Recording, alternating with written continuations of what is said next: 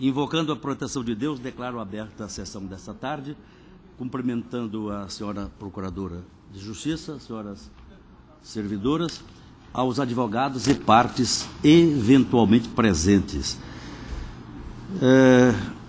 A nossa ata já foi previamente assinada digitalmente e declaro que o pedido de vista da desembargadora Clarice, ela não pôde estar aqui e pediu que nós adiássemos por mais uma sessão, de modo que pode ocorrer no dia 19.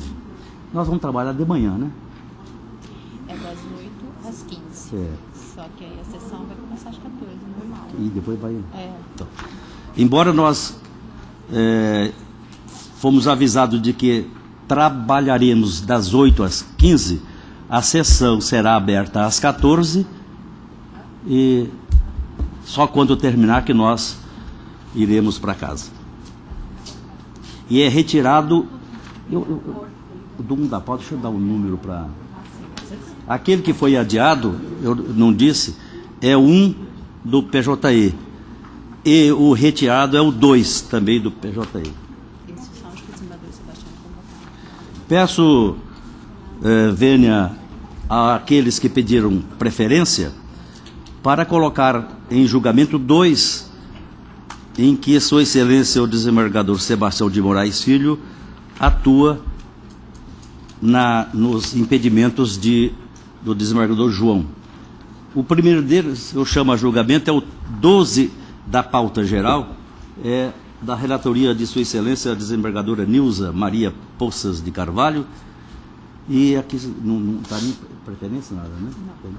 Não há pedido de preferência e Vossa Excelência tem a palavra. Eu vou ler a emenda, se houver necessidade, eu leio o voto inteiro. DPVAT. Apelação civil, ação de cobrança de seguro obrigatório, DPVAT, acidente automobilístico, juízo de retratação, julgamento de recursos repetitivos, RESP 1.388.030 de Minas Gerais, aplicação do artigo 543, letra C, parágrafo 7º, inciso 2 do CPC, retratação positiva, acórdão cassado, prescrição afastada, proporcionalidade da lesão, invalidez permanente comprovada, avaliação médica em 18,75% do joelho esquerdo e 18,75% da coluna lombar, indenização devida, 3,75 salários mínimos, sentença reformada, recurso parcialmente provido. Eu estou de acordo, desembargador Sebastião? A unanimidade era o parcial, né? Parcial provimento. Provimento ao recurso, temos o voto da relatora. E Vossa Excelência continua com a palavra, é o 31 da pauta geral. Também DPVAT. Recurso de apelação, cobrança de seguro DPVAT, extinção com resolução de mérito, improcedência, não comprovação de invalidez, autor que não compareceu à perícia judicial, intimação que deve ser pessoal à parte, caso dos autos, intimação dirigida ao advogado, invalidade, ato personalíssimo do periciado, cerceamento de defesa configurado, questão de ordem pública, possibilidade de reforma da sentença de ofício, retorno dos autos para sanar o vício, sentença anulada, recurso provido. Eu estou de acordo, desembargador Sebastião. A unanimidade era o provimento do recurso, nós temos no voto da relatora. Obrigado, Excelência. Esses dois é aquele adiado do desembargador João semana passada. Ele pediu para adiar. Certo. Só que a advogada...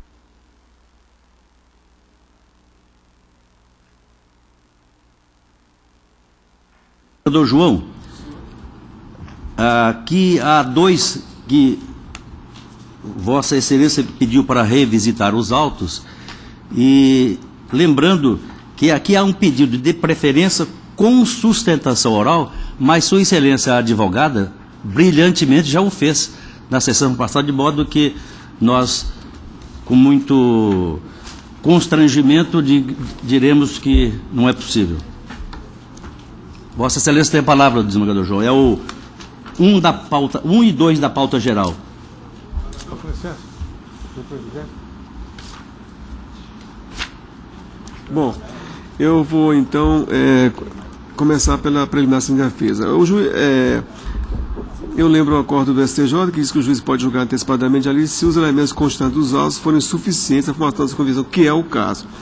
Nos termos do artigo 493 do CPC, se, depois da proposta da ação, algum fato constitutivo, modificativo ou extintivo do direito do julgamento, caberá ao juiz tomar em consideração, de ofício, o requerimento da parte, nós conhecemos já. No caso, a sentença foi proferida sem a realização da audiência de julgamento, mas as provas já presentes nos autos autorizavam o juiz a julgar a lide, sobretudo porque a questão era preponderantemente de direito, e quanto aos aspectos fáticos, era desnecessária a produção de outras provas. Eu digo que o juiz tem, no caso, tinha o poder, dever de julgar antecipadamente a lide, desprezando o pleito de produção de outras provas, ao constar que os elementos presentes nos autos, como no caso, já eram suficientes, a força probatória suficiente para sustentar a conclusão decisória. Então, com base nessas considerações, citando esse julgado aqui do STJ, eu estou rejeitando essa primária nulidade da sentença de processamento de defesa. Eu também rejeito. Desembargadora Nilza? De acordo. No mérito, eu digo que a preliminar de legitimidade passiva se confunde com o mérito. De fato, se confunde. Até a expulsão do caso da ação passada mostra muito bem isso. Eu digo, aqui no dia 14 de novembro de 2013, a empresa Santástica, deve ser Santástica, né? Corretora de seguro, ajuizou a ação cautelar de situação de protesto contra a JVP Factoring, buscando liminarmente a sustentação do protesto do cheque número tal no valor de R$ 9.500 junto ao quarto serviço notário de Cuiabá. A apelante diz que quem realizou o protesto do título foi o senhor Antônio José Campos de Amorim, e não ela. Portanto, ela não tem legitimidade. A sentença rebateu essa questão desse jeito. Tendo a parte requerente negado qualquer enlace contratual com o requerido, e sendo esta nitidamente hipossuficiente na relação de consumo, é ônus da parte ré a comprovação de que houve o formal e regular celebração do contrato, o qual deu origem ao débito negativado, nos exatos modos do artigo 6º, inciso 8º do CDC. Contudo, não há prova nos autos de que a parte requerente tenha firmado qualquer tipo de contrato com a parte requerida, do qual tenha originado o débito protestado. Isso o juiz dizendo. Então, afirma o juiz que tem o requerido encaminhou indevidamente os dados pessoais da parte requerente para o órgão de gestão do crédito que protege, cometendo ilícito civil. E por ter praticado esse ilícito civil, deve responder pelas consequências que é o dever indenizar. Eu digo, olha, o cheque número 1049, levado a protesto no 4º Serviço de Cuiabá, no dia 17 de outubro de 2013, foi emitido pela apelada em favor da empresa Contato Construções, Transporte e Logística Limitada, com pagamento por serviços prestados oriundos do contrato de construção de rede de distribuição AT13. Aí tem aqui especificações com circuito de iluminação. Aqui eu dou a expressão do serviço. O pagamento feito à empresa Contato deu-se com a entrada no valor de 17 mil, pago na assinatura do contrato, e mais 4 cheques, todos no valor de 9.500, com vencimento para 10 de maio, 10 de junho, 10 de julho e 10 de agosto de 2013, sendo este último levado a protesto pela apelante. A empresa Contato não concluiu o serviço para a qual fora contratado, o que levou o apelado no dia 6 de maio a registrar o boletim de ocorrência brutal junto à Delegacia Especializada de Roubos e Furtos de Cuiabá, bem como a pedir, no dia 7 de maio de 2013, a sustentação do pagamento dos cheques emitidos junto ao Banco Bradesco, agência tal. A certidão positiva emitida pelo cartório consta o seguinte, da certidão: protesto por falta de pagamento de cheque, protesto número tal, R$ 9.500, data de emissão no dia 27 de março de 2013, apresentante Antônio José Campos Amorim, sacador JV Factoring. Documento tal favorecido Antônio José Campos de Amorim. A lei do cheque prevê o seguinte, o cheque, aí eu traço aqui os dispositivos que falam justamente do endosso do cheque, e falo, o cheque foi transferido por endosso translativo, conforme consta de folhas 20, realizado por Jânio Viegas de Pinho, JVP, sabe? Conforme a assinatura no verso do cheque. E Jânio Viegas de Pinho é sócio proprietário da empresa apelante, tendo o endossante investido o endossatário, que é Antônio José Campos de Amorim, de todos os direitos emergentes do cheque, sem, contudo, desobrigar-se, já que não transferidos os direitos do título ou a sua propriedade, cabendo ao endossante responder perante o devedor pelos prejuízos que a ele pudessem ser causados em razão do protesto indevido.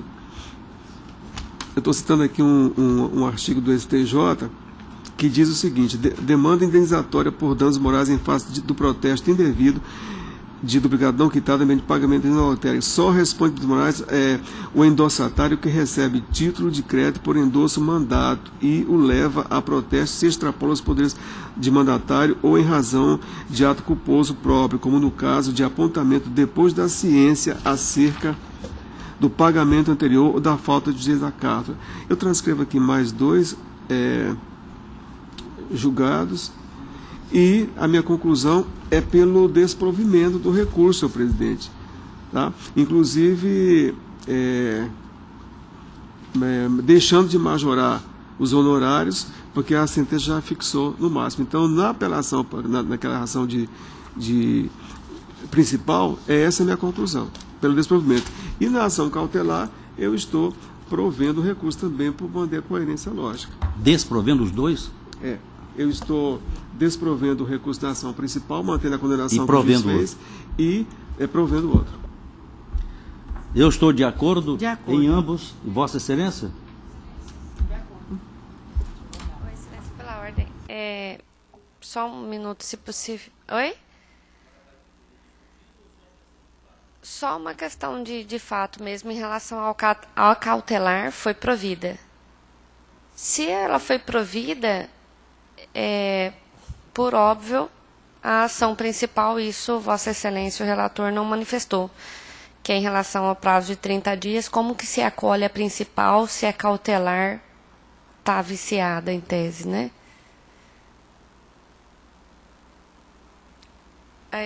É esse o questionamento.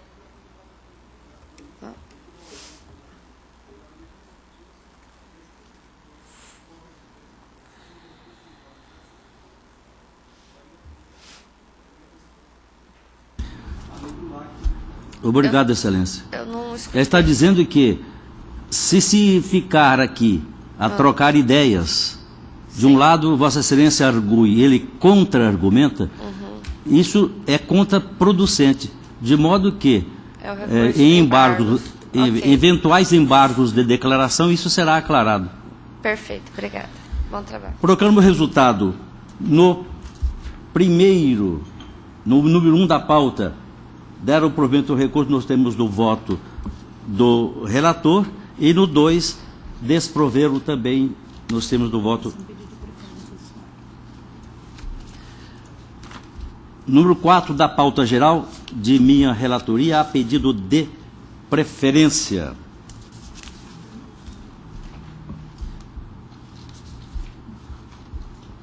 Cadê meu óculos? Aqui.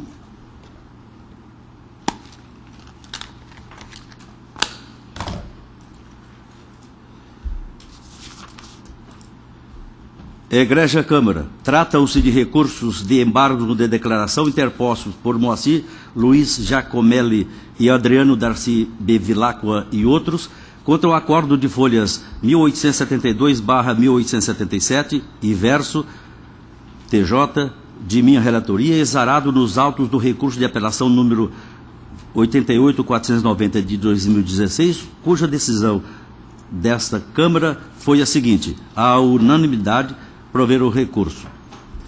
O embargante Moacir Giacomelli, resignado com o acórdão prolatado pela primeira Câmara Civil desse egrégio tribunal, interpôs uns aclaratórios sob o argumento de que: 1. Nulidade do julgamento do agravo de instrumento por ausência de adequada intimação da sessão de julgamento. 2. Impossibilidade de reintegração de posse sem que haja declaração judicial que rescinda o contrato. 3. Falta de pronunciamento judicial quanto ao requerimento de retenção das benfeitorias. 4. Erro de fato da desconsideração da validade do termo aditivo. E 5. Da necessidade de caução idônea para resguardar o direito das partes, notadamente quando há perigo de irreversibilidade da medida. Requer, assim, sejam os aclaratórios acolhidos, para reconhecer a nulidade do julgamento da sessão designada para o dia 22/11/2016, bem como seja sanado os demais vícios apontados. Às folhas 1985 TJ, a diretora do Departamento da Primeira Secretaria Civil prestou informações acerca da publicação da pauta de julgamento. O embargante apresentou manifestação quanto ao conteúdo da certidão lavrada às folhas. Os embargados ofertaram contraminuta às folhas 2069/2090, pugnando pelo desprovimento para manter incólume o acordo atacado. Os embargantes Adriano da Cibervilacqua e outros almejam a retificação do acórdão para constar o direito de reintegrar a posse a favor dos agravantes e não do agravado, consoante dispositivos do voto, de folhas 1875, verso. O pedido de efeito suspensivo formulado pelo embargante foi indeferido. É o sucinto relatório, passa ao voto. Egregia Câmara, destaco por oportuno que a matéria de nulidade deve ser apreciada antes de quaisquer questões ventiladas nos aclaratórios. Os aclaratórios manejados pelo embargante, ora agravado, aduzem que os princípios constitucionais do contraditório e da ampla defesa devem ser observados durante todo o procedimento processual. Sustenta que dentre as modalidades de defesa está a sustentação oral e a presença na sessão do julgamento, nos termos do artigo 937 do Código Processual Civil de 2015. Alega que as prerrogativas supramencionadas foram elididas, maculando o procedimento com a nulidade, em decorrência do descumprimento dos requisitos relacionados às publicações das pautas de julgamento. Diz que a intimação é ato pelo qual se dá ciência a alguém dos atos e termos do processo para que faça ou deixe de fazer alguma coisa, consoante previsão expressa no Código de Processo Civil, exigindo ainda, para a sua validade, e justamente isso, a publicação em nome dos advogados constituídos no processo. Argumenta que a publicação das sessões do tribunal está vinculada ao cumprimento dos termos do artigo 934 e 935 do CPC, somado ao artigo 105 do regimento interno deste tribunal. Relata que, apresentado o voto do relator, o segundo vogal pediu vista dos autos, sendo que, após retirar de pauta, foi incluso na pauta da sessão designada no Diário Oficial Eletrônico, qual seja 29/11/2016, conforme se vê as folhas 1926 e 1973, e as partes devidamente intimadas. Salienta que, intimado da sessão acima deduzida, a Secretaria da Primeira Câmara, em ato subsequente, ou secretária, publicou comunicação de errata, folhas 2013, para informar às partes que a sessão de julgamento, aprazada para o dia 29/11/2016, havia constado de forma equivocada, pois a data correta é 22/11/2016. Por essa razão, foram registrados os votos complementares do primeiro e segundo vogais, sendo conferido o provimento do instrumento em desfavor do ora embargante, materializando o prejuízo ofertado à sua defesa, pois sequer possuía ciência acerca da solenidade do dia 22/11/2016, eis que acreditava, vide a publicação do Diário Oficial, que o feito seria julgado somente no dia 29, folhas 1894. Afirma que não houve intimação da pauta de julgamento da data de 22/11/2016 e, segundo, houve antes a publicação da pauta de 29/11/2016, em que o feito seria levado à análise. No incurso, se por um lado não houve a respectiva publicação, por outro, tal fato impossibilitou o exercício da ampla defesa por parte do embargante, sobretudo, cerceou o seu direito de se ver representado na sessão por meio de seus advogados. Assevera por derradeiro que a publicação da pauta de julgamento no Diário Oficial, visando revestir de legalidade a solenidade que se realizará de forma vindoura, sem a qual mostra-se presente a nulidade processual em vista do cerceamento defensivo que impõe, conforme a exigência do novo CPC, e do próprio regimento interno desse tribunal. Com efeito, aqui está em aspas, a nulidade da solenidade em que realizou-se o julgamento do agravo de instrumento epigrafado é evidente, sendo merecedora de reconhecimento por parte deste tribunal, tendo em vista a ausência de publicação da pauta de julgamento. O embargado a seu turno diz que a argumentação de nulidade de ato processual deduzida pelo embargante cai por terra quando confrontado com a regularidade do andamento processual, notadamente quando da leitura da informação passada pela diretora do Departamento da Primeira Secretaria Civil.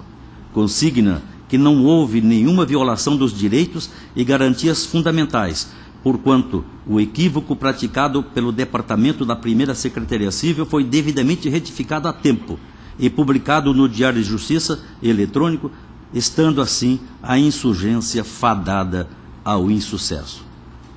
A questão posta à apreciação desse órgão colegiado é quanto à nulidade gerada por dita irregularidade de ato processual, consistente na ausência de intimação do advogado do agravado, para fazer jus ao direito de sustentação oral, quando da realização da sessão de julgamento que submeteu à análise do RAI, recurso de agravo de instrumento 88.490 de 2016, pelo segundo vogal. Denota-se dos autos que o advogado do agravado foi devidamente intimado da sessão de julgamento aprazada para o dia 18 de outubro de 2016, sendo que, na data designada, foi apresentado o relatório, concedida a palavra aos advogados e em seguida o voto por esse julgador, na qualidade de relator do recurso, mas adiada a conclusão do julgamento em face do pedido de vista do segundo vogal. Vejamos o teor da certidão lavrada pela diretora do Departamento da Primeira Secretaria Civil. Aspas, certifico que é a seguinte a decisão da Igreja Câmara proferida hoje neste feito. Adiada a conclusão em face do pedido de vista do segundo vogal. O relator proveu o recurso e a primeira vogal aguarda. Dou fé. Folhas, fecho aspas, folhas 1865 e destaquei.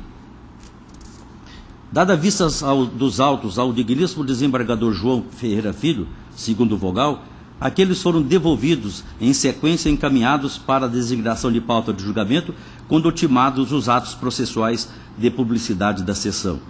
Disponibilizada a pauta de julgamento via Diário de Justiça eletrônico, número 9895, restou designada a sessão de julgamento para o dia 29 de 11 de 2016, conforme se vê as folhas 1926 e 1973, tendo as partes e advogados intimados.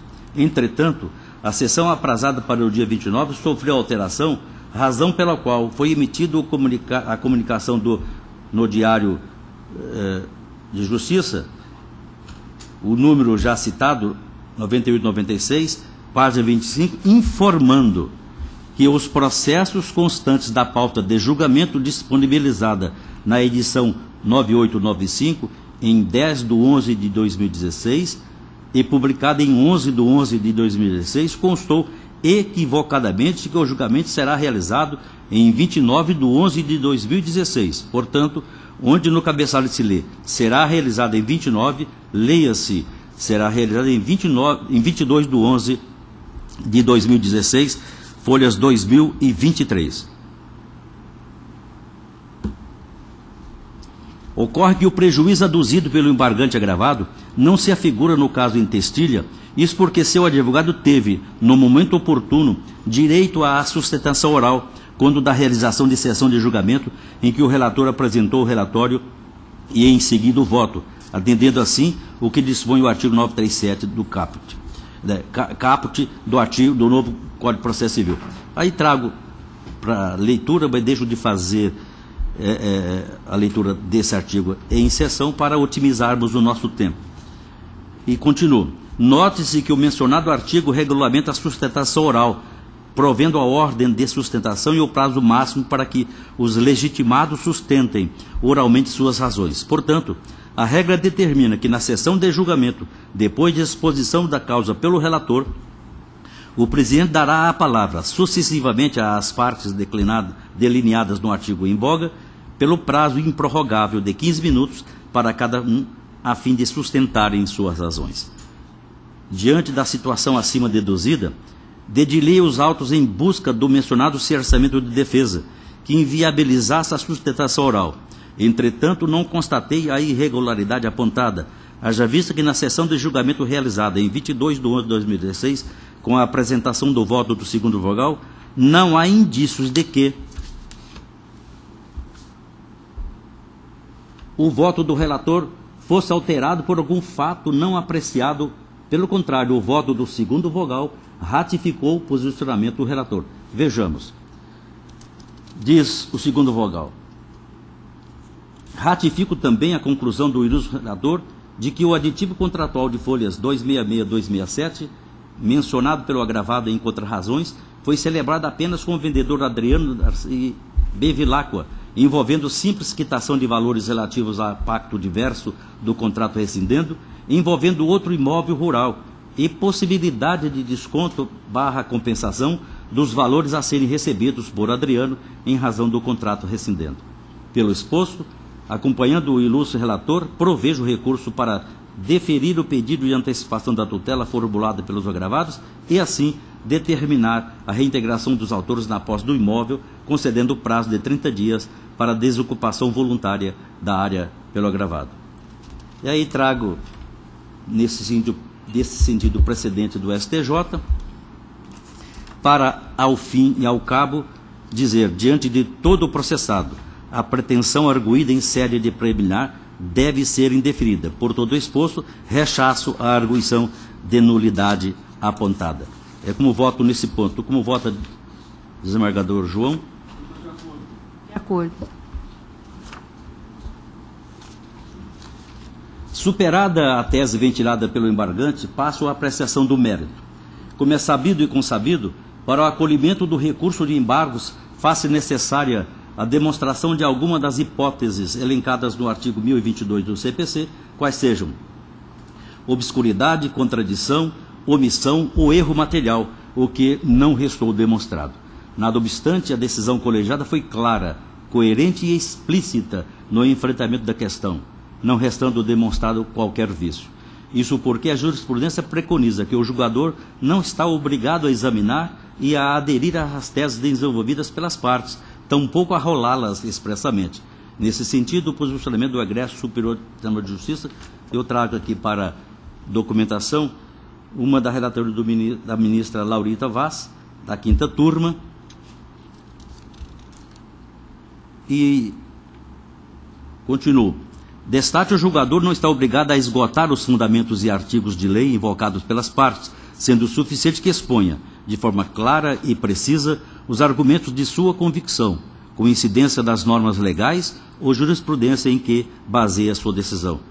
Também trago do escolho da senhora ministra Laurita Vaz, também da 5ª, um julgado nesse sentido. Continuo.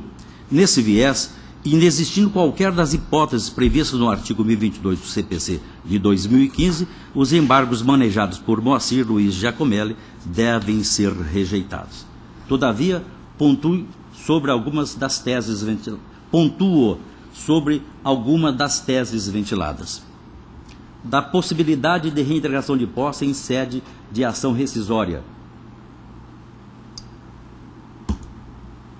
Tal insurgência foi bem explanada no voto condutor, sendo que a exigência de caução foi dispensada diante da inadimplência do embargante agravado, somada às vantagens obtidas pelo uso da terra pelo período de 3 anos.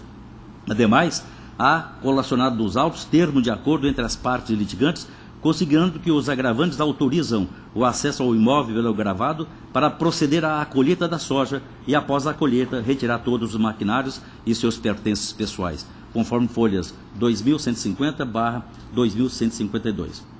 Nesse diapasão, tem aqui um julgamento que trago, de onde que é esse aqui, do Tribunal de Justiça de Mato Grosso do Sul, da lavra da desembargadora Tânia Garcia de Freitas. Em relação à retenção de benfeitorias, essa será apreciada pelo juiz de piso. Inerente ao termo aditivo, essa matéria foi discutida, não merecendo, salvo o melhor juízo, rediscussão nessa via recursal. De outro norte, os aclaratórios manejados por Adriano Darcy Bevilacqua e outros deve prosperar, já visto que o erro material deve ser corrigido.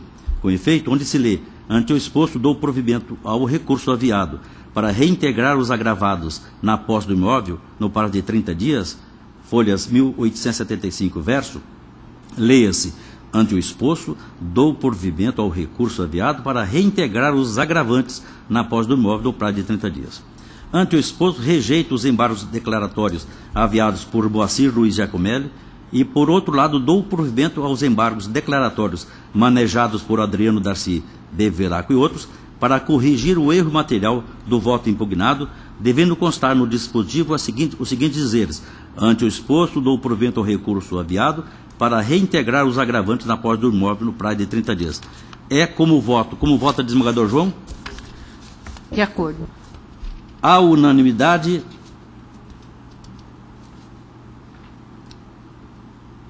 rejeitar os embargos de Moacir, deixa eu ver o nome dele aqui primeiro, Moacir Luiz Giacomelli, e deram provimento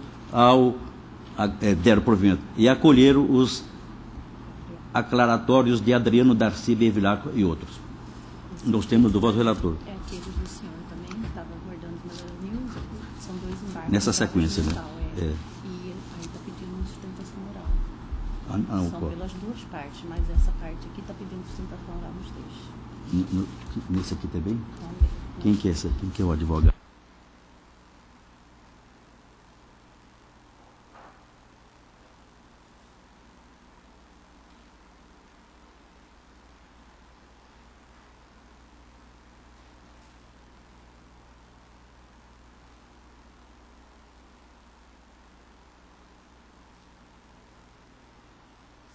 Da pauta geral, embargo de declaração. E tem também, da mesma parte, acho que é isso mesmo, o 3 da pauta geral. Nos 2, Sua Excelência, o advogado requer sustentação oral. E também do 6 da pauta geral. Eu digo ao ilustre advogado que não é possível a sustentação oral, de modo que passo ao voto. 5 da pauta geral. Embargos de declaração em observância do princípio da unirrecorribilidade, embargos não conhecidos. A interposição de mais de um recurso pela mesma parte contra a mesma decisão impede o conhecimento do segundo recurso interposto, haja vista a preclusão consumativa e a observância ao princípio da unirrecorribilidade das decisões.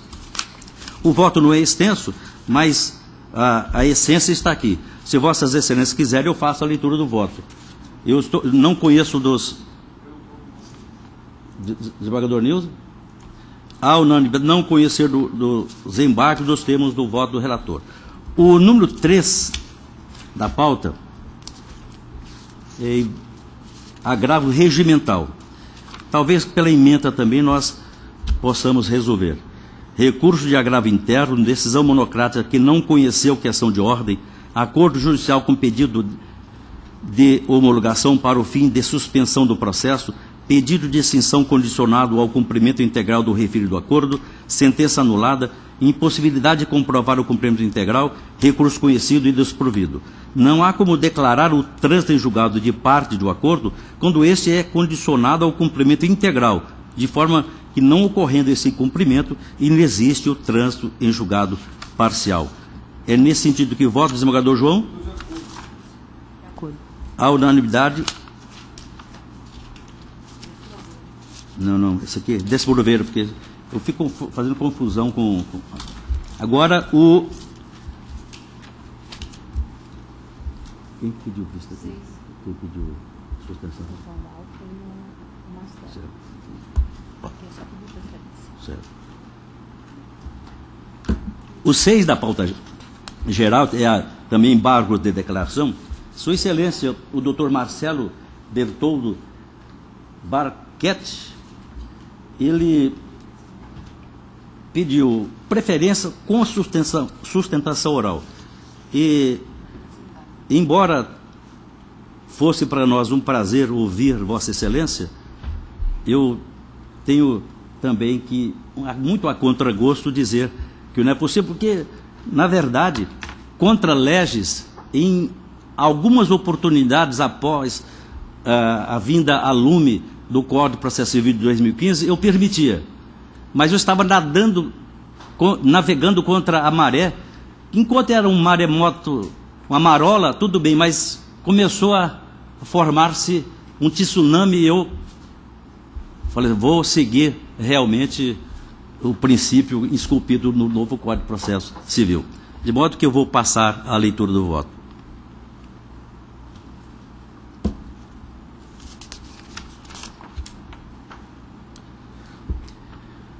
Recurso de embargo de declaração interposto por Clóvis Rodrigues Del Valle Júnior e outros contra acórdão proferido nos autos do embargo de declaração 54.410 de 2007, cuja decisão foi a seguinte: embargos de declaração acolhidos, decisão unânime.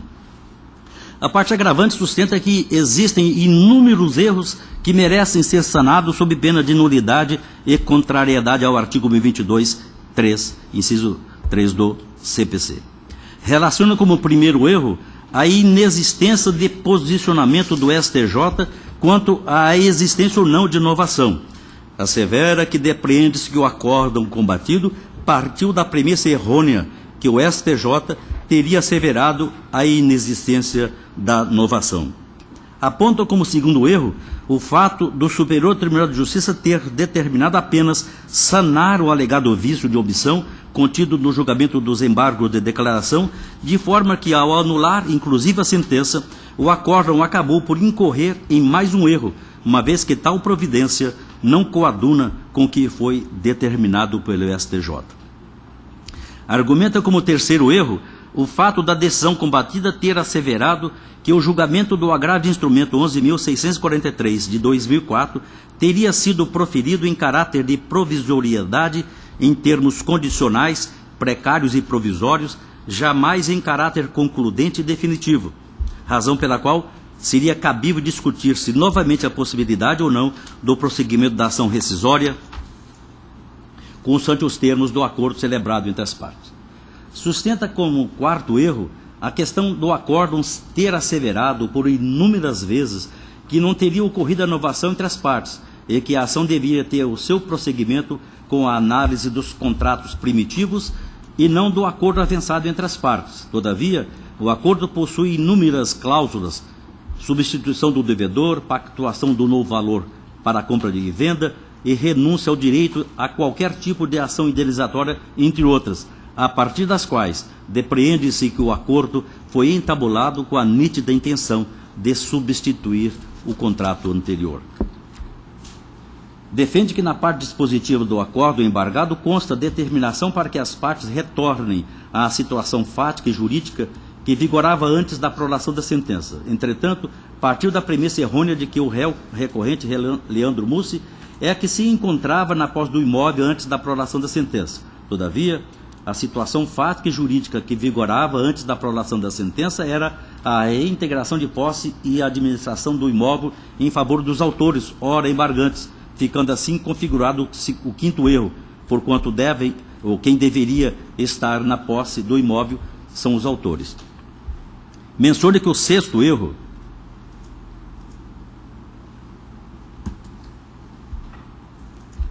menciona como sexto erro o fato da decisão embargada ter asseverado às folhas 36 que o Código Civil de 16 era o que se encontrava vigente no momento da celebração do acordo em questão.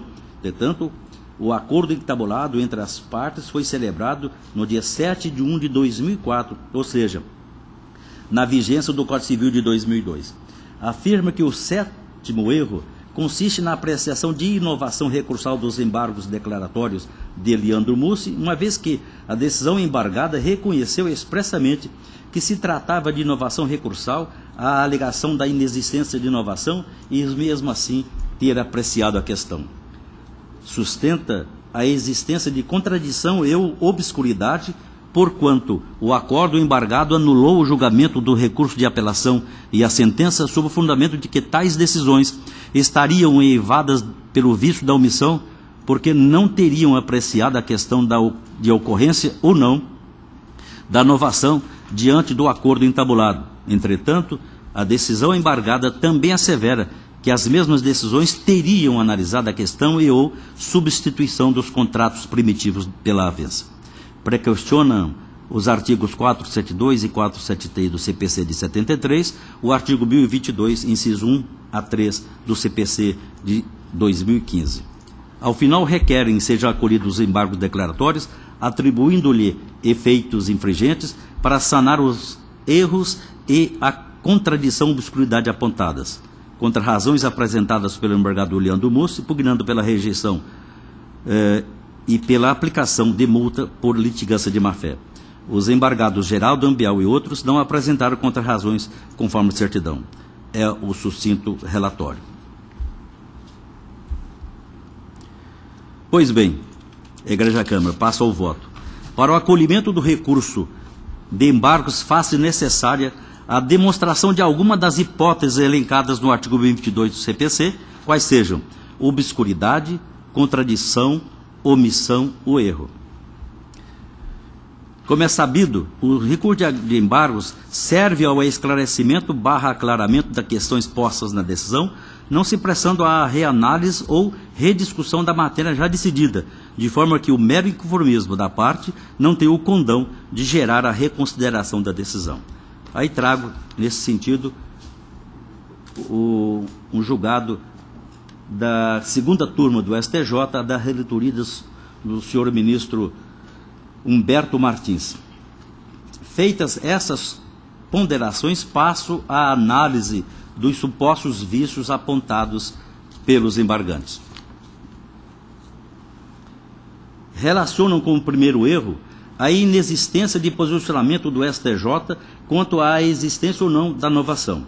Sustenta que depreende-se que o acórdão combatido partiu da premissa errônea de que o STJ teria asseverado a inexistência da novação.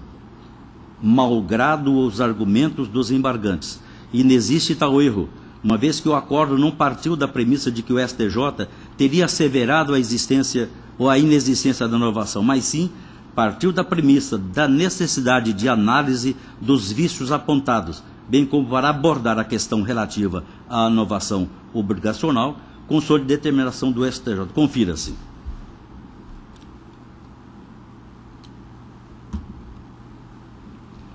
Aspas. Assim, em estrita obediência à respeitável decisão superior, conforme folhas 2.735 e 2.736, refaço agora o julgamento dos embargos de declaração interposto pelo réu apelante Leandro Mussi, sob a orientação subordinante das premissas que levaram referida decisão superior à decretação da nulidade do acordo embargado. E dessa forma, realizo reexame do quadro de razões tanto para sanar os vícios da omissão, contradição e obscuridades presentes no acordo de folhas 1862 a 1867, como para abordar o tema crucial da ocorrência da novação obrigacional, cuja falta de análise pela sentença, segundo o embargante, deu causa à absoluta nulidade do ato sentencial recorrido. A respeitável decisão superior de folhas 2.735 e 2.736, ao tempo em que declarou a nulidade do acordo proferido no RED 54.410 de 2007, por ofensa à regra do artigo 535, 1 e 2 do CPC de 73, as duas hipóteses legais foram expressamente mencionadas como tendo sido violadas, conforme as folhas 2.735 verso, mandou fosse a matéria litigiosa novamente reexaminada em profundidade, e agora, com o viés de que a questão da novação, alegada pelo apelante embargante Leandro Mussi, como fundamento do pleito de nulidade da sentença, fosse obrigatoriamente analisada e decidida no novo julgamento. Fecho aspas. Portanto, conforme demonstrado, resta evidente que o acórdão partiu da premissa de que era necessário sanar os vícios apontados, bem como apreciar a questão da novação.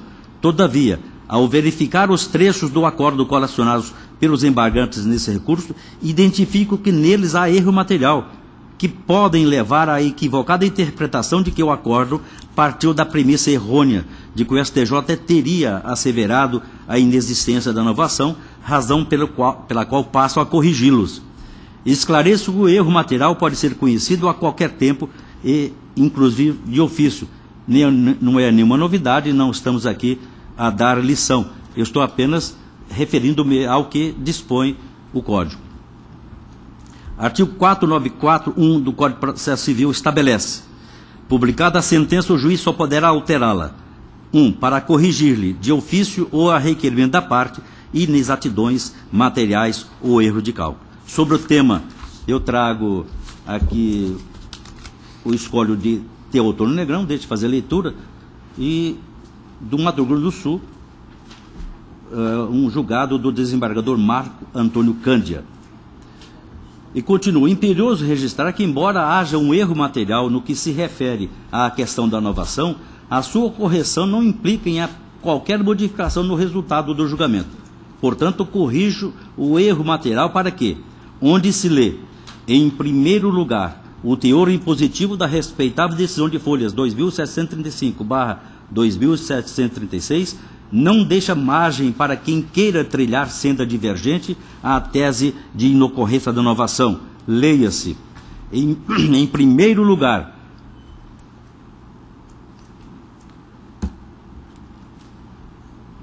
o teor impositivo da respeitável decisão de folhas 2735, 2736, não deixa margem para quem queira trilhar senda divergente à tese de que o acordo não se manifestou contra a ausência de inovação.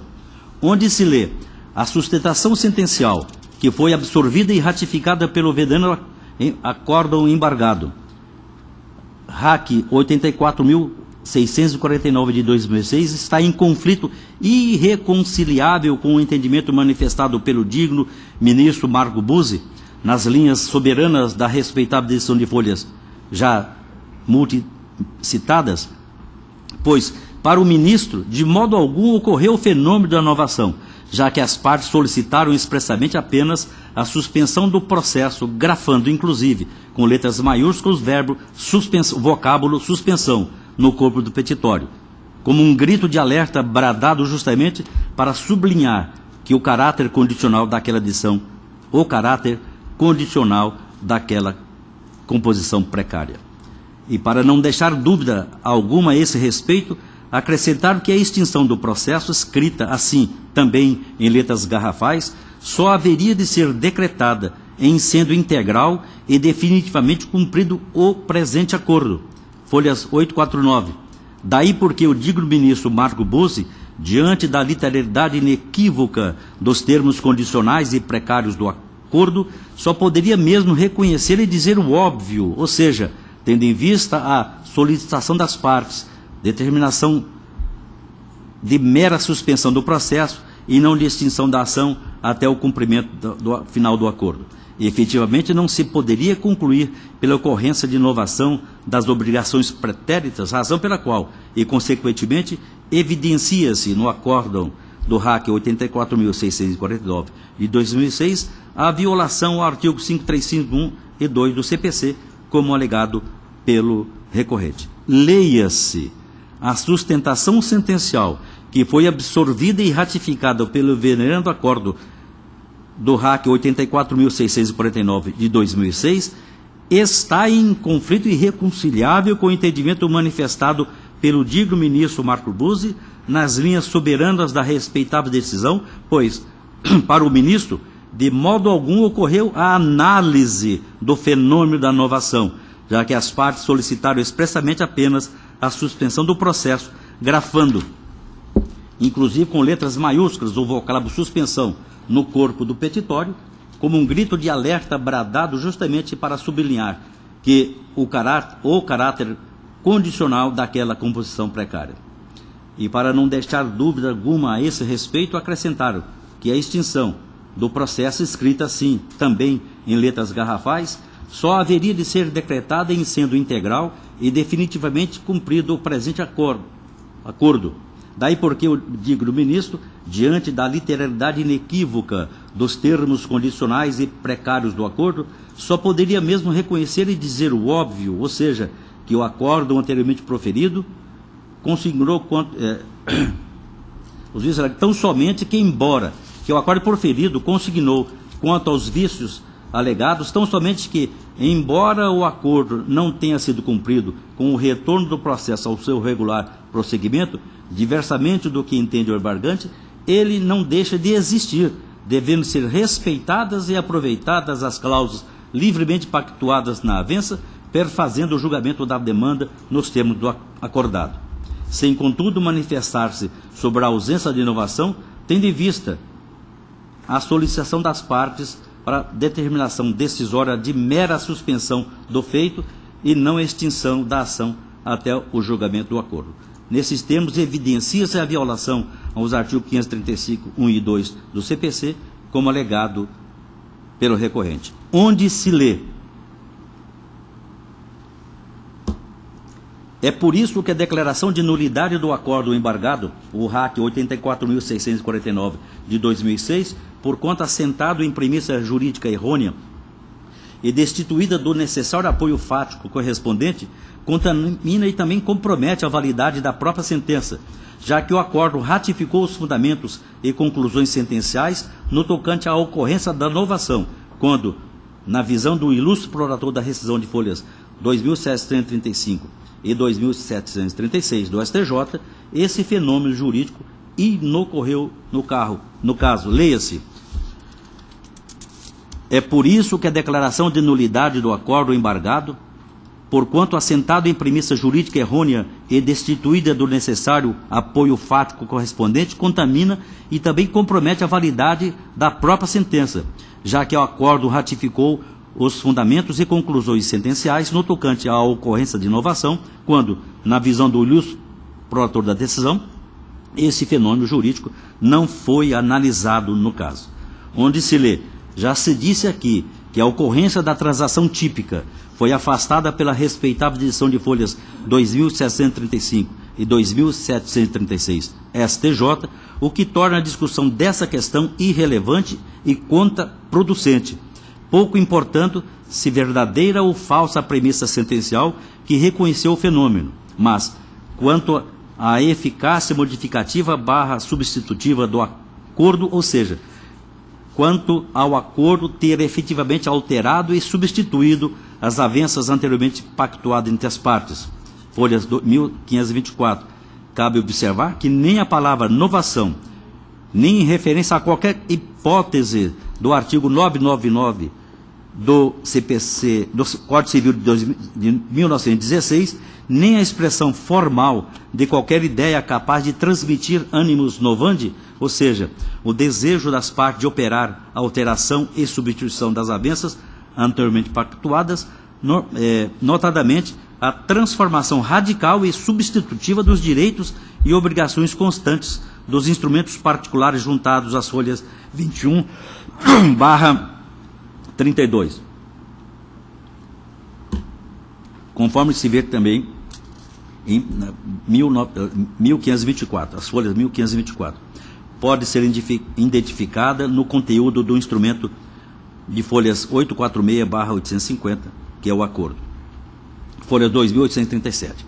Leia-se: já se disse aqui que a ocorrência da transação típica foi afastada pela respeitável edição de folhas, eis que determinou fosse refeito novo julgamento abordando a questão referente à existência ou não da inovação, o que torna a discussão dessa questão irrelevante, contraproducente, pouco importando se verdadeira ou falsa a premissa sentencial que reconheceu o fenômeno, mas quanto à eficácia modificativa substitutiva do acordo, ou seja, quanto ao acordo ter efetivamente alterado e substituído as avenças anteriormente pactuadas entre as partes. Cabe observar que nem a palavra novação, nem em referência a qualquer hipótese do artigo 360 do Código Civil, nem a expressão formal de qualquer ideia capaz de transmitir animus novandi, ou seja, o desejo das partes de operar alteração e substituição das avenças anteriormente pactuadas, notadamente a transformação radical e substitutiva dos direitos e obrigações constantes dos instrumentos particulares juntados às folhas 21/32. Pode ser identificada no conteúdo do instrumento de folhas 846, 850 do acordo. Onde se lê: quando decretou a nulidade do acordo proferido no RED 54.410 de 2007, ordenando que o julgamento fosse refeito para que o acordo embargado 84 do RAC 84.649 de 2016 fosse depurado dos vícios previstos no artigo 535.1 e 2 do CPC de 2003, a respeitável edição de folhas 2.735 e 2.736 do STJ não apenas afirmou a inaptidão do acordo judicial para operar inovação às obrigações antecedentes, conforme erroneamente estabelecido pela sentença e pelo acordo embargado, mas também deixou subentendido que a falta de inclusão na análise decisória de todos os feitos e circunstâncias pretéritas poderia implicar alteração no resultado do julgamento. Leia-se: quando decretou a nulidade do acordo proferido no RED tal, ordenando que o julgamento fosse refeito para que o acordo embargado fosse depurado dos vícios no artigo 35.1 e 2 do CPC de 73, a decisão de folhas 2.735, 2.736 do STJ não apenas afirmou a necessidade da análise de questão referente à inovação, como também deixou subentendido que a falta de inclusão na análise decisória de todos os fatos e circunstâncias pretéritos poderia implicar alteração do resultado do julgamento. Ademais, observo que o erro material foi reproduzido na ementa, devendo assim ser corrigido o texto equivocadamente grafado, de forma que a ementa passará a ter a seguinte redação: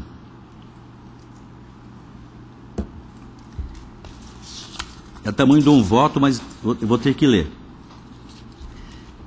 Embargos de declaração, recurso de apelação civil provido parcialmente, ação de rescisão de contrato de compromisso de compra e venda, posteriormente objeto de cessão, pretensão de resolução contratual acumulada com indenização fundada na imputação de inadimplemento dos promitentes compradores originários e do cessionário, celebração de acordo judicial durante a tramitação da ação, pedido conjunto das partes para que o processo fosse apenas suspenso e só depois, possivelmente extinto em sendo o acordo integralmente cumprido, descumprimento do acordo judicial e retomada da tramitação do processo, julgamento da lide com desconsideração dos contratos de compromisso de compra e venda e de cessão de direitos e com foco exclusivo no acordo judicial, reconhecimento sentencial de que o acordo operara a inovação dos pactos e obrigações originários, sentença confirmada em parte pelo acordo embargado, embargos de declaração interpostos com alegação de omissão,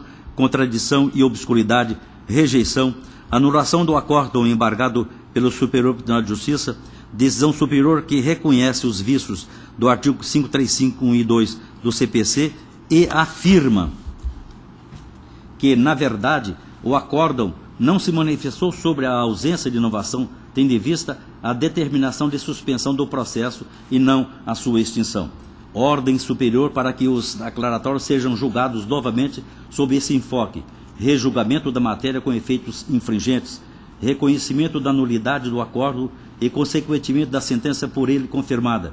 Eis que o julgamento desconsiderou os contratos e obrigações anteriores ao acordo judicial e também em rico histórico de fatos e circunstâncias, desde a contratação originária, cujos efeitos poderiam possivelmente impactar direitos e obrigações das partes envolvidas no caso. Embargos de declaração providos com efeitos infringentes para anular o acordo embargado e, dando provimento à apelação, decretar a nulidade da sentença para que novo julgamento seja feito, agora com inclusão analítica e decisória de todos os fatos, descabimento da medida de celeridade prevista no artigo 1013 do CPC, provimento dos aclaratórios com efeitos infringentes, com retorno das partes à situação fática e jurídica vigente antes da aprovação da sentença. Sanados os erros materiais, assim passo a análise do alegado segundo erro.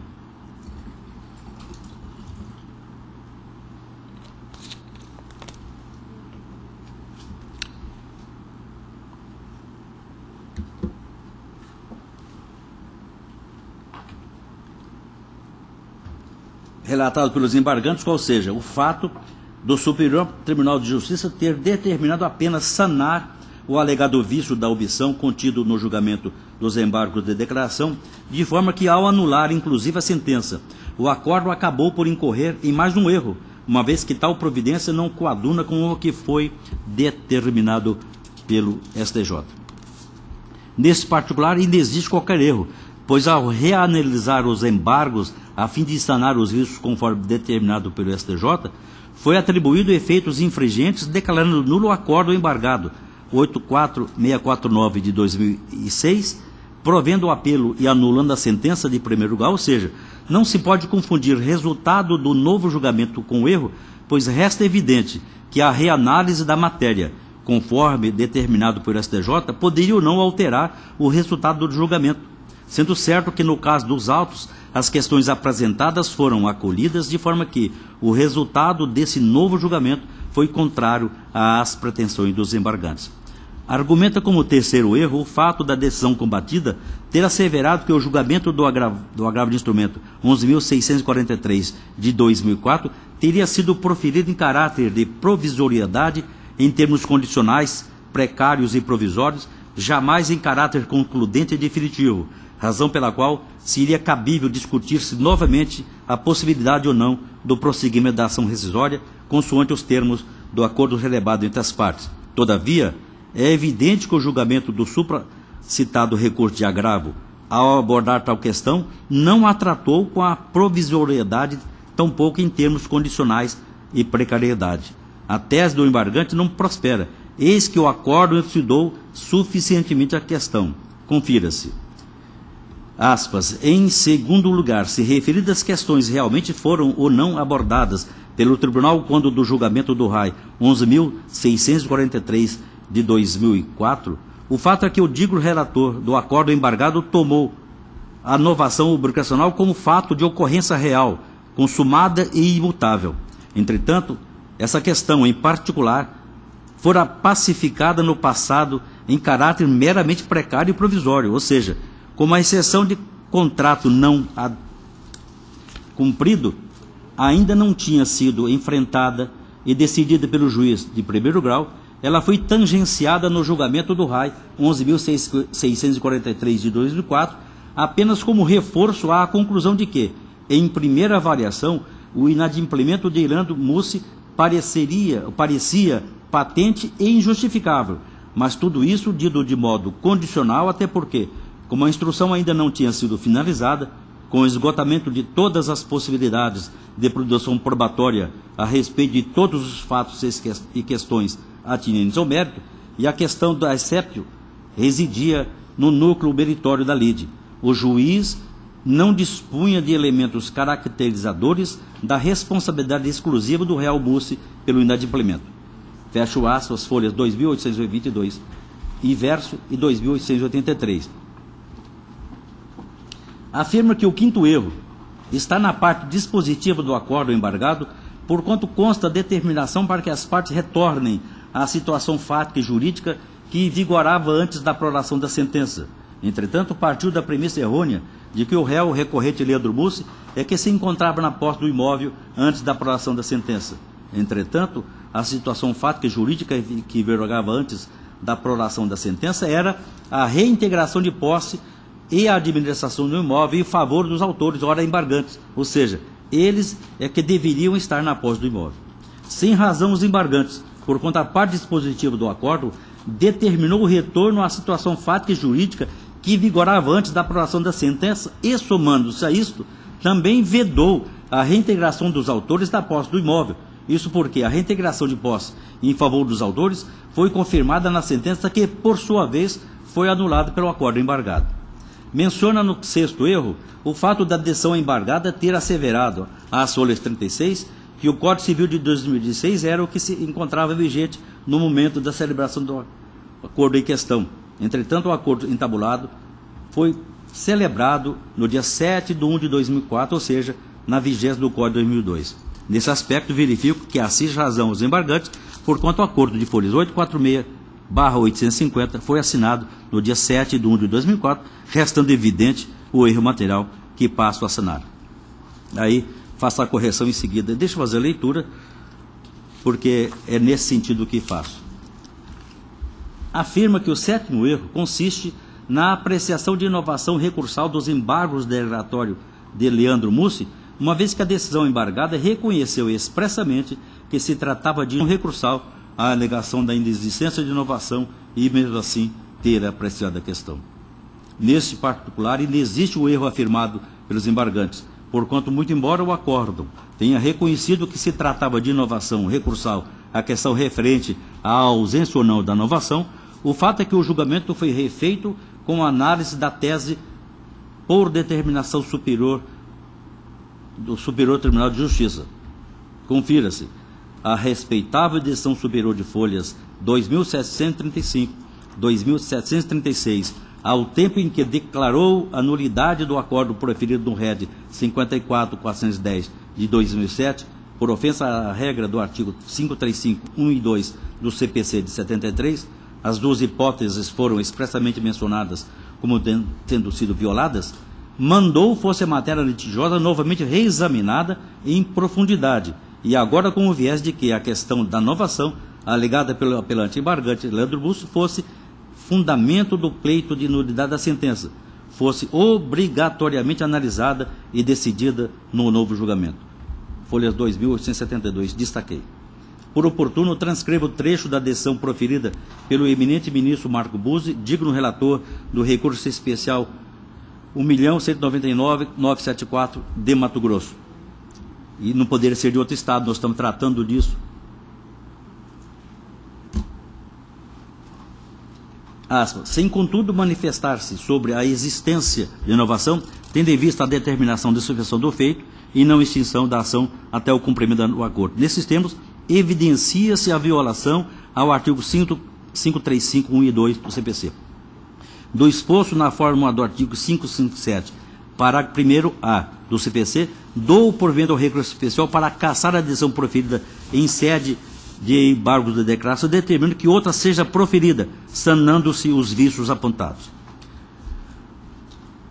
Por fim, sustentam a existência de contradição e ou obscuridade, porquanto o acordo embargado anulou o julgamento do recurso de apelação e a sentença, sob o fundamento de que tais decisões estariam eivadas pelo vício da omissão, porque não teriam apreciado a questão da ocorrência ou não da inovação diante do acordo entabulado. Entretanto, a decisão embargada também assevera que as mesmas decisões teriam analisado a questão e ou substituição dos contratos primitivos pela avença.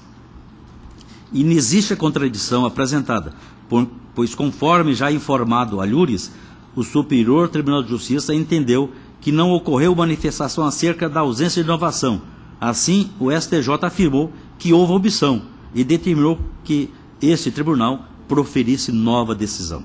Vê-se, portanto, que além da correção dos erros materiais, as ilações da embargante não passam de inconformismo com a decisão, sendo certo que elas requerem a reapreciação dos eles apenas requerem a reapreciação dos elementos dos autos a fim de comprovar a sua tese. Neste particular, registro que os embargos de declaração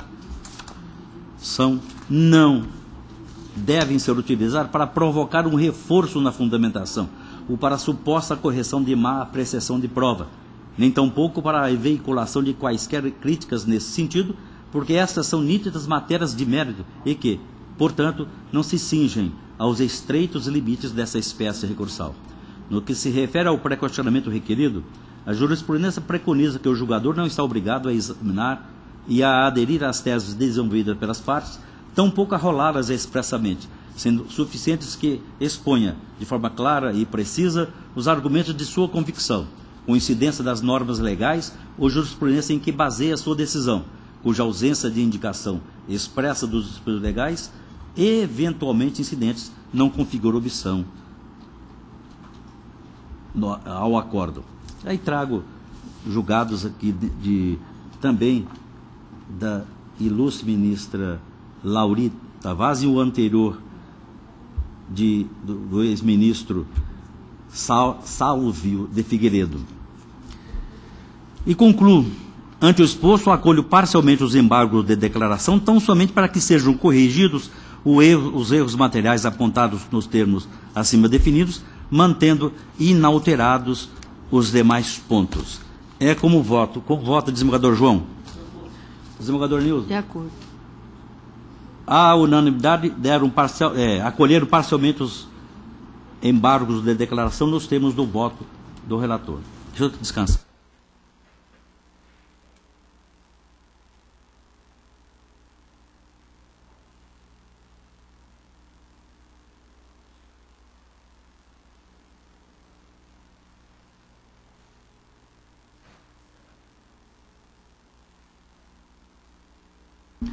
Desembargadora Nilza, o 13 do PJE é um agravo regimental. Esse agravo regimental decorre de uma decisão monocrática? Sim. Sim. Então, como é a primeira vez que a parte tem para falar, após o relatório, eu concederei a palavra ao advogado para a sustentação oral. É recorrente ou recorrido? Qual que é o... É recorrente. Trata-se de agravo interno interposto de decisão monocrática que não conheceu o agravo do instrumento e depois pelo agravante Gilberto Maltz Scher. Contra a decisão declinou da competência e determinação de remessa do feito, ação de execução por quantia certa à 8ª Vara Civil da Comarca de Cuiabá, com fulcro no artigo 55, parágrafo 2º, inciso 2 do CPC. Sustenta que a decisão interlocutória objeto do agravo do instrumento foi proferida nos autos da ação executiva, logo é passível de análise em agravo nos termos do parágrafo único do artigo 1015 do CPC. Colaciona a jurisprudência a respeito da admissibilidade do recurso em casos semelhantes. Ao final, requer a reforma da decisão para que seja conhecido e processado o agravo de instrumento. O agravado não apresentou contrarrazões, é o relatório. Para a vossa sustentação oral, Mr. Scher. Nesse momento, cumprimento o nobre presidente dessa corte, Dr. Sebastião, em nome do qual cumprimento os demais desembargadores, procuradora, serventuários, colegas aqui presentes. Excelência, eu vou ser breve, até porque a pauta é longa. O nosso agravo, ele insiste pelo seguinte: é uma ação proposta de execução de uma confissão de dívida de honorários na 8ª Vara Civil. Essa ação de execução foi processada, julgada, e no cumprimento de sentença foram penhorados vários títulos de crédito que o executado tinha a receber. Esses títulos de crédito foram subrogados ao hora agravante. Como tal, ele passou a ter o direito de executar, independente da existência daquele outro processo, cada título que ele recebeu como pagamento daquela ação de execução que já se encerrou. Ou seja, na subrogação, eu não dei a quitação total, mas me roguei no direito de executar a duplicata na qual me foi subrogada como pagamento de uma dívida de um outro processo. O nobre magistrado Acô da 11ª entendeu haver a conexão e remeter o processo de execução de um terceiro título ao processo da 8ª Vara, que não tem nada de conexão. Agravamos a decisão, fundamentamos a decisão em outras decisões que já foram tomadas no mesmo sentido. Em decisão monocrática, a excelentíssima senhora desembargadora negou o seguimento. No nosso pedido de agravo regimental, fundamentamos com vários julgados recentes, fevereiro, março desse ano, Tribunal de São Paulo, Tribunal do Rio Grande do Sul, Paraná, Distrito Federal, que entendem ser cabível agravo de instrumento nesses casos de execução de títulos, independente. Ou seja, quem é o juiz prevento? É o juiz que recebeu a execução. e não o juiz que julgou um outro processo de execução, do qual daquele processo se originou um título de crédito no qual nós estamos executando agora. Ou seja, nós vamos jogar para o juiz lá de trás para executar um título que não cabia a ele julgar, e sim para quem foi distribuído o processo. É isso que nós estamos discutindo, Excelência, do qual eu peço que seja julgado procedente para, posteriormente, julgado o nosso agravo de instrumento. Obrigado. Nós agradecemos, Excelência, e a palavra retorna à relatora. E eu estou dando procedência ao agravo, tá? Conhecendo do agravo e dando prosseguimento ao agravo do instrumento. É a minha decisão. Estou provendo o agravo de Vossa Excelência. Muito obrigado, Eu Excelência. estou de acordo. A unanimidade deram provento ao recurso, nós temos o voto da relatora. Desejo a todos uma boa tarde, um bom julgamento, e que o Senhor ilumine a todos nesse final de ano e que tenhamos um ano profícuo no ano que vem. Muito obrigado. Amém. 4 do PJE, desembargadora Nilza. Há um pedido de preferência com sustentação oral pela parte recorrente. De que se trata? Agravante Joel Fernandes e agravado Jovino Santana de Souza e outros. Trata-se de recurso de agravo do instrumento interposto por Joel Fernandes contra a decisão proferida em ação de manutenção de posse número 2887-14.2014.811.0024, Código 67.492, em trâmite no juízo da 2ª Vara Criminal e Civil de Chapada dos Guimarães, em que se indeferiu o pedido liminar pleiteado pelo autor e deferiu a tutela provisória em favor dos requeridos Jovino Santana de Souza e outros. E, por consequência, determinou a reintegração e manutenção liminar na posse da ilha denominada Marajó, localizada no lago do Rio Manso, devidamente individualizada, conforme anexo 4, coordenadas geográficas em S 143939 e W 542001, com área de terras de 135,36 hectares, situada entre o município de Chapada de Guimarães e Nova Brasilândia. Determinando ainda a expedição do competente mandado de reintegração e manutenção de posse da área objeto do litígio em favor dos requeridos. O agravante sustenta que a decisão agravada é antagônica, posto que surge dos autos flagrante contradição advinda da fundamentação da decisão que reintegra os agravados na posse do imóvel. Isso porque a decisão impugnada fundamentou suas razões em suposta demonstração de posse por parte de depoimento colhido em audiência de justificação prévia, em que se sustentou que a posse dos agravados decorre de domínio, propriedade, que demonstrou-se ainda de qualquer forma inexistir, ou seja, afastando a posse qualificada do agravante e devidamente comprovada pela tese da titularidade, que, aliás, é inexistente em qualquer forma. Defende que sua posse qualificada ficou demonstrada em vários pontos do processo, tais quais informante Brasil Gomide, pela testemunha Josias de Oliveira, pela ata notarial, pelo colecionado fotográfico, enfim, tudo isso afastado pela afirmação de uma testemunha que alegou ter ouvido falar. Alude que o imóvel em litígio sequer integra a propriedade de Jovino Santana, sendo que o título definitivo de Jonas Antônio Santana e Maria Arcângela de Souza encontra-se a 1.683 metros de distância da ilha de Marajó, área em litígio, o que foi comprovado por laudo científico com precisão da geodésia. De maneira que o ânimos domine e restou prejudicado, bem como que os agravados invadiram e tentaram expulsar, mediante ameaça, coação, o possuidor de boa-fé com base apenas em título de domínio não periciado. Alega que acosta fotos de satélite de ano a ano desde a ocupação por ele realizada, nas quais se verifica que houve desflorestamento da área, questionando como poderia deter a posse qualificada da área pelos requeridos se a área não era ocupada outrora. Dispõe que deve ser mantido na posse sob pena de perecimento do direito de ser indenizado pelas benfeitorias úteis e necessárias do imóvel, evitando-se prejuízos incertos e de difícil reparação. Relata que comprovou sua posse velha pelo contrato do ano de 2006 e que os agravados do contrato de cessão de direitos formulado em 14 de agosto de 2014 alegaram exercer em posse decorrente de domínio, tudo em caráter liminar e afirmado em pedido contraposto, que não deve ser objeto do presente feito.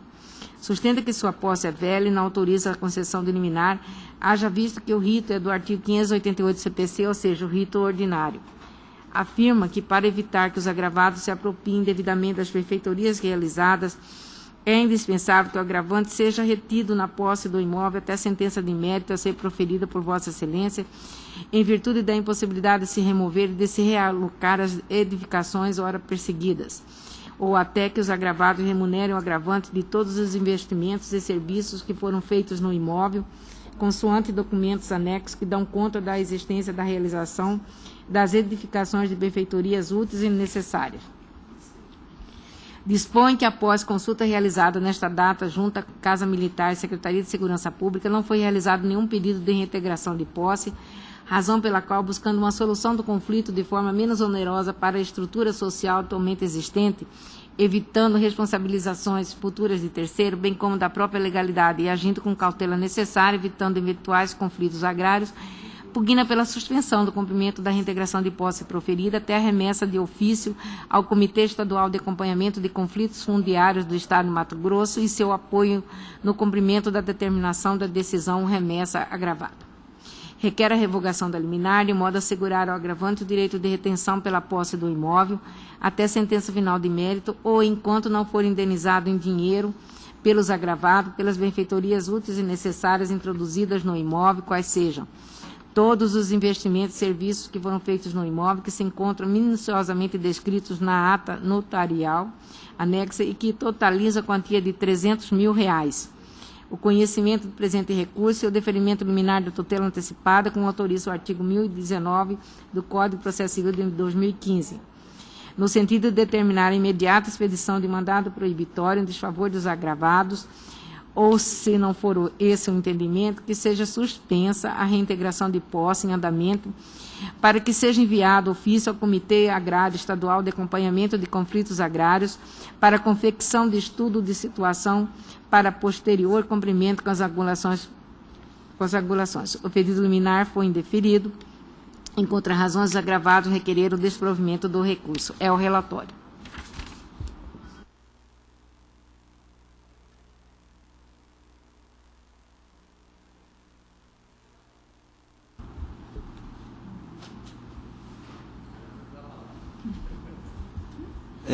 Na verdade, não precisava, mas Vossa Excelência, educado como sempre, assoma a tribuna e agora sim começa a contar o vosso tempo. Muito obrigado. Excelentíssimos senhores desembargadores, excelentíssima senhora desembargadora, a qual eu cumprimento, essa primeira Câmara, excelentíssima senhora procuradora, servidores públicos, público aqui presente. Pelo menos um ainda. Excelência, o caso em apreço se refere a uma área rural que virou ilha após o alagamento do Manso, constante de 135 hectares, 36 ares e 82 centiares. Essa área foi adquirida pelo senhor Joel Fernandes em fevereiro de 2006. De lá para cá, ele vem exercendo a posse regularmente, com todas as construções e benfeitorias descritas na peça exordial, inclusive mantendo funcionários no local. Em 20 de agosto de 2014, os requeridos invadiram a área. O senhor João Fernandes e o senhor Tanner Carlos são useiros e vezeiros, conforme cópias de processos possessórios que estão encartados nos autos, a tomar a propriedade alheia mediante força. O senhor Jovino Santana é uma vítima de ambos, uma vez que seus pais tiveram uma área rural na localidade e, com o alagamento do Lago do Manso, foram todos indenizados. As testemunhas Brasil e Josias confirmam a posse exercida pelo senhor Joel. O senhor Gomide, Brasil, foi a pessoa que, no final de 2005, início de 2006, fez toda a ponte para localizar a área e fazer a venda para o senhor Joel. Ele confirma isso na audiência de justificação prévia e ainda demonstra a posse exercida, uma vez que ele trabalhava para o senhor Joel na ilha. Essa ilha, ela fica distante da marina do senhor Nivaldo 25 minutos de barco. Da marina do senhor Michel, 32 minutos de barcos. Então é uma ilha que ela é longe da margem e o senhor Jovino nunca exerceu a posse dessa área. A área está georreferenciada, grafada com as coordenadas geográficas. De acordo com o mapa cartográfico do estado do Mato Grosso, a área que pertenceu ao pai do senhor Jovino está a 1.700 quilômetros de distância do local da ilha. Então, jamais foi exercida a posse por eles. Foi questionado o contrato de compra e venda do seu Joel, alegando que o vendedor seria uma pessoa que não existia. Os agravados fizeram uma petição informando que o CPF não correspondia àquela pessoa.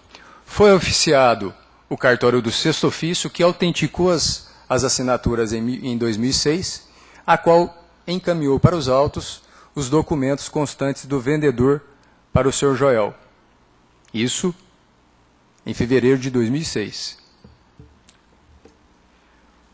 Na audiência de justificação, houve o pedido contraposto e o juízo ouviu duas testemunhas do agravante, que foi o seu Brasil, o seu Josias, e ouviu uma testemunha dos agravados e a esposa do seu Jovino, que é parte nos autos.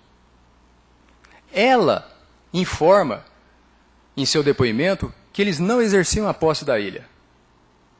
Que essa área, segundo eles entendem, pertenceria àquela que foi do pai do Jovino, mas que eles não exerciam a posse. A testemunha apresentada pelo senhor Jovino, o senhor Ronaldo, ele afirma que aquela ilha seria parte da área que pertenceu ao pai do seu Jovino, porque o seu Jovino disse isso para ele. Ele não é uma pessoa moradora da localidade. O seu Jovino alega na sua contestação que ele nasceu e criou naquela localidade. Se ele nasceu e criou naquela localidade, como que ele não conseguiu trazer para a audiência de justificação prévia pessoas daquela localidade, nascida e criada naquela região, que poderiam corroborar as alegações dele? Simples. Com o alagamento de Manso do ano de 2000, a família dele foi toda indenizada pelo alagamento da propriedade que eles tinham lá. De 2000 para cá, ele mora na cidade de Cuiabá, exercendo várias e várias atividades. Servente pedreiro, garçom, copeiro e demais outras. Então, infelizmente, com todo o respeito que me merece o juiz de primeira instância, ele negou a manutenção de posse para o agravante, que a exercia desde 2006, e acatou o pedido contraposto, reintegrando na área o senhor Jovino, este que jamais exerceu a posse da área. Fato confirmado pelos documentos nos autos da desapropriação da área, e que ele sobrou para ele, o quinhão dele seria 174 hectares, e 174 hectares foi alagado. A sua esposa, dona Norberta, confirma isso no depoimento na delegacia, e em juízo ela afirma que eles jamais exerceram a posse daquela ilha. O juízo de primeiro piso reintegrou o seu Jovino com base na propriedade, ignorando completamente a posse exercida pelo Sr. Joel desde 2006, que se deu início com o contrato de compra e venda e as atividades ali elaboradas no decorrer desse tempo todo. Então, tem 11 anos de posse, com funcionários no local, plantações, animais, barco, placa de energia solar, internet, casa construída com ar-condicionado. Nós temos um memorial elaborado pelo técnico, afirmando que a ilha está 1.700 metros distante da área. Os oficiais de justiça, quando foram cumprir o mandado de reintegração, os agravados não forneceram meios. Os oficiais de justiça certificaram que a área da ilha não é a mesma daquela apresentada pela documentação de propriedade da família do Sr. Jovino Santana. Com base nisso, excelências, requeremos que seja dado provimento ao agravo, suspendendo aquela reintegração de posse deferida aos agravados, a fim de evitar maiores prejuízos e manter a justiça e o direito. Muito obrigado. Nós agradecemos, Excelência, e a palavra retorna à relatora. Eu ouvi atentamente os argumentos do agravante, do advogado aqui presente, e achei prudente eu dar uma revisitada nos autos. Então, eu vou adiar o julgamento. Muito obrigado. Prudência é uma atitude sempre positiva. Adiada a conclusão do julgamento em face do pedido de adiamento por parte da relatora. Muito obrigado, boa tarde aos senhores. Tá. Um feliz final de ano. A todos Como nós. diz o colega que nos antecedeu, que ele seja melhor do que esse. Um abraço a todos.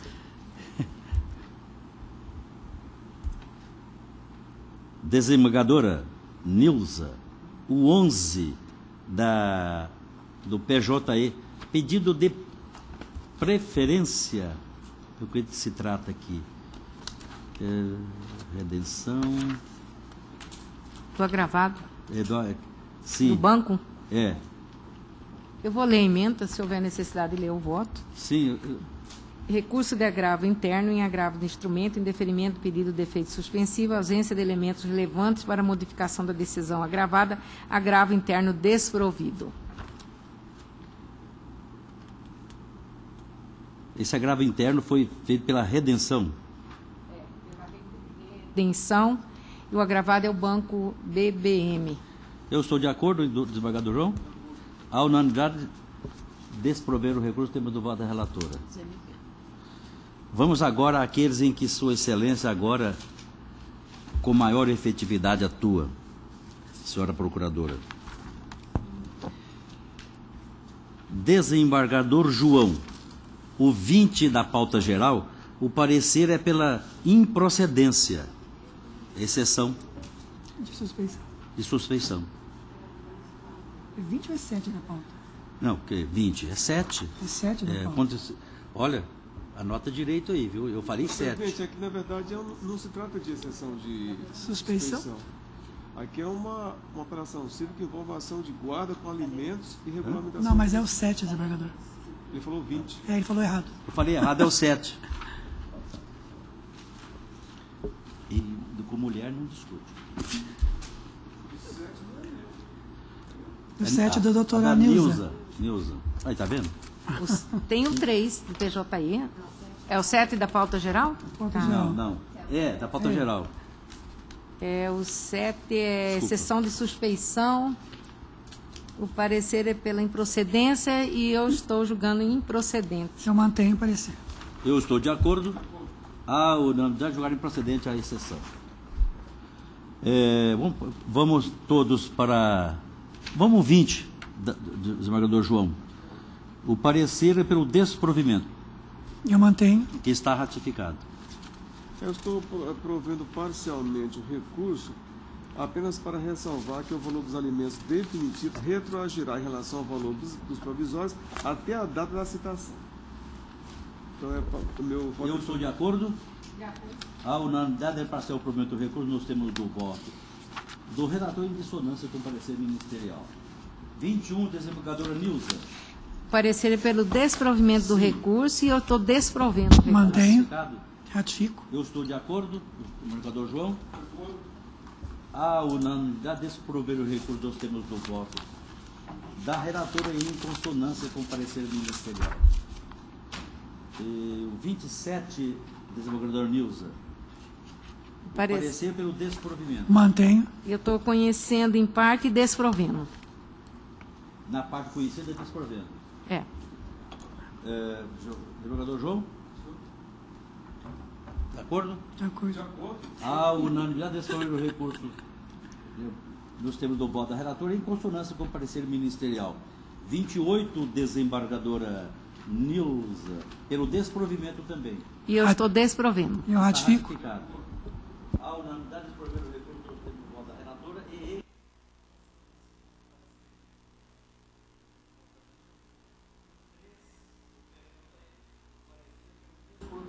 E eu estou desprovendo. Mantenho. Está mantido. A unanimidade desprover o recurso do termo do voto da relatora em consonância com o parecer ministerial. Do MP... Acabou. Olha, vocês ouviram bem, né? Porque estava desligado aqui, né? Não teve nenhum problema. Que eu falo baixo? Ótimo. Fala baixo que uma voz potente dessa. O voto, assim, ficou inteligível, assim, porque eu às vezes leio rápido. Ficou. Você fala muito bem. Fala muito bem. A senhora também é torcedor do Corinthians? Né? Não. Quer dizer, como em casa tem gente que torce para tudo quanto é time, então eu sou neutra. Desembargadora Nilza, preferência para a senhora? Obrigada. PJI. Não combinei com o desembargador João, mas ele concorda. PJI.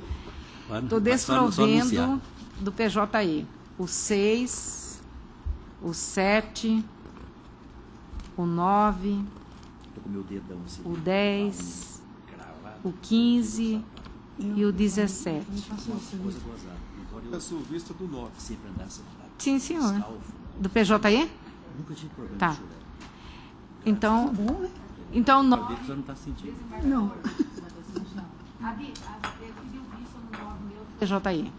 Adiada a conclusão do julgamento nesse particular, em face do pedido de vista do desembargador João. O 5 do PJI estou provendo. Estou provendo em parte do PJI o 8 e o 16.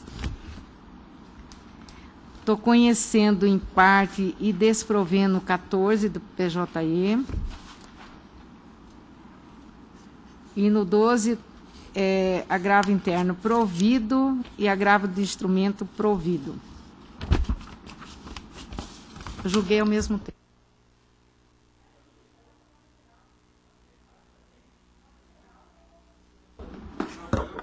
Peraí.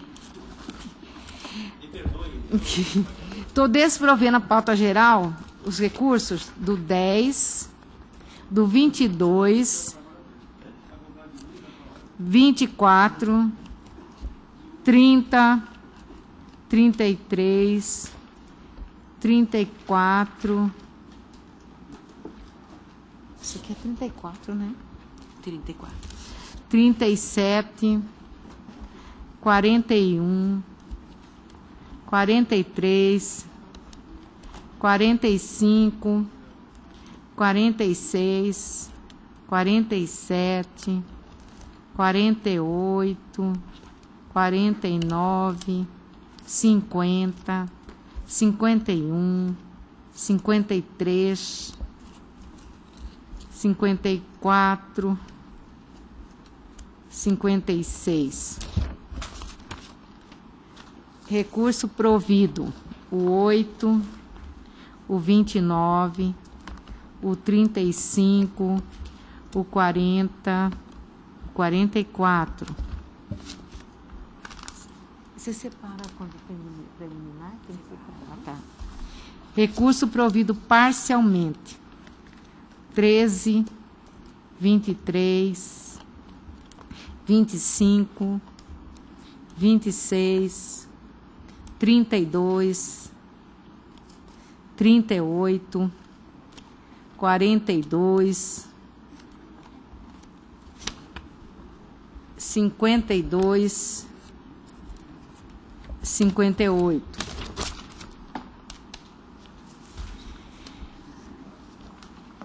Recursos do autores parcialmente provido e recurso do réu desprovido.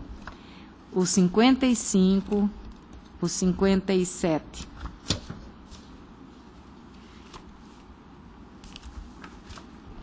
Recurso do autor parcialmente provido e recurso do réu provido, o 39. O 9, recurso do autor desprovido e recurso do réu provido. O 18, recurso do requerido desprovido e do autor desistiu do recurso. O 11, juízo de retratação positivo, recurso provido. Conhecido em parte, desprovido, 36. Embargos acolhido, os 61. Embargos rejeitados, 59, 60, 62, 63, 64, 65.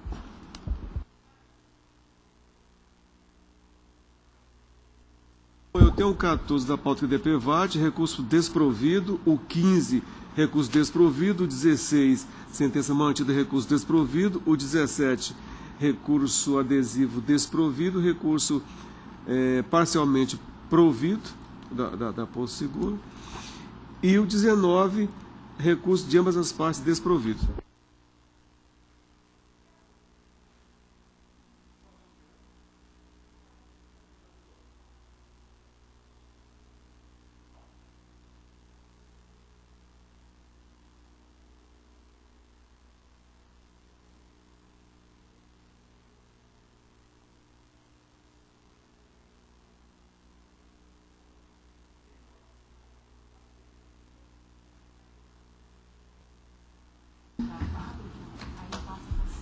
Declaro encerrada a sessão, cumprimentando a todos e que nós tenhamos uma boa semana. Excelente semana. Boa também é pouco.